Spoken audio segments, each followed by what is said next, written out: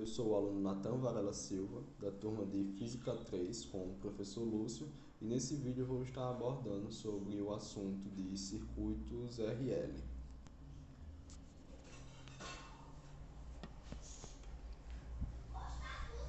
Bom, então vamos lá. Então vamos primeiro começar apresentando, esse circuito. Então escolhemos aqui o modelo, um dos modelos mais simples de malha, certo? Então o que é que caracteriza o circuito RL? Circuito, a gente já conhecemos, alguns elementos do circuito, como já foi apresentado alguns modelos de circuito, circuito série, circuito paralelo. E a característica desse circuito RL seria a presença agora de um novo elemento, que é o meu indutor. Ele vai aparecer geralmente assim no circuito, como já foi apresentado, no vídeo sobre indutores. Bom, então como vemos aqui, o meu circuito ele consiste de um resistor e de um indutor podem estar ligados em série em paralelo, sendo alimentados aqui por uma fonte de tensão. E qual que é a função desse meu novo elemento no circuito? Nós podemos fazer uma analogia com o circuito, contendo capacitor, como já vimos antes, Então, o que é que acontece quando num circuito com capacitor, quando eu coloco ele sobre uma fonte de tensão? Vimos que lá a carga no capacitor ela não aumenta bruscamente, instantaneamente quando está sobre essa fonte de tensão.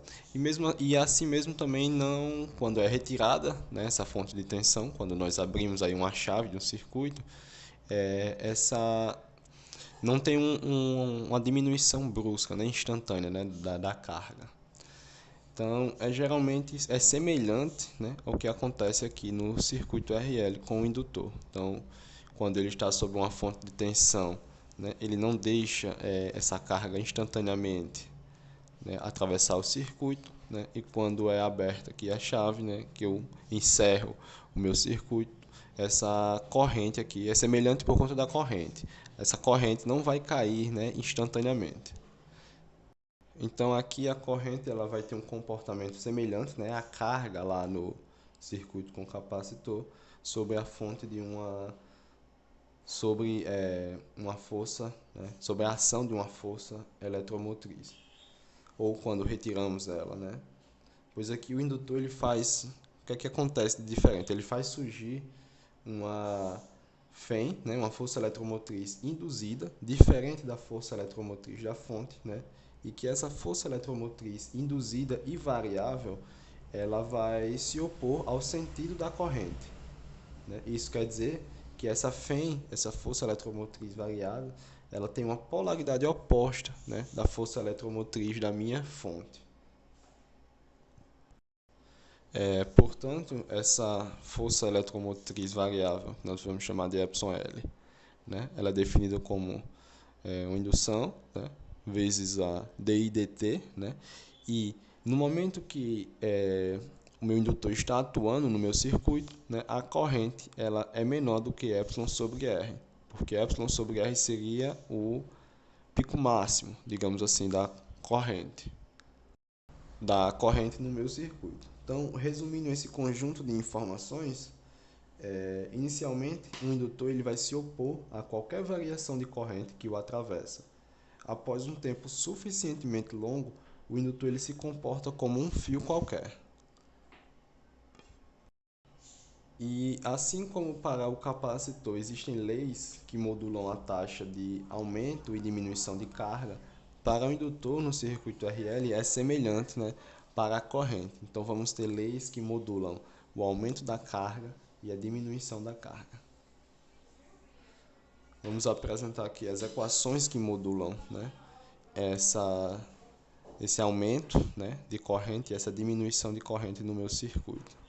Bom, então o aumento de corrente no meu circuito é dado por essa nova corrente, vai ser ε sobre R, 1 menos número de Euler elevado a uma menos T sobre TL.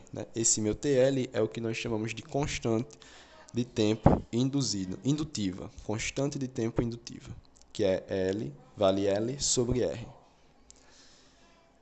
E assim como a diminuição da corrente, né, é semelhante, né, a essa fórmula que nós vimos aqui para o aumento da corrente, na diminuição nós não vamos ter esse 1 aqui presente, né? Nós vamos ter epsilon sobre R, né, número de Euler elevado a menos t sobre TL.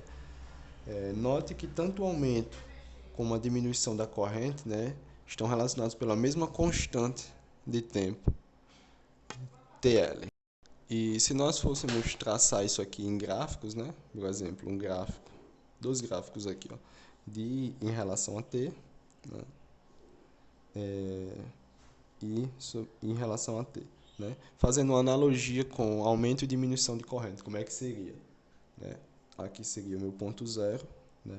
Então a corrente tenderia a se comportar da seguinte maneira em relação ao aumento dessa corrente, né? Ela vai atingindo um valor, né? Vai tendendo a esse valor. Então aqui seria uma situação de aumento da corrente,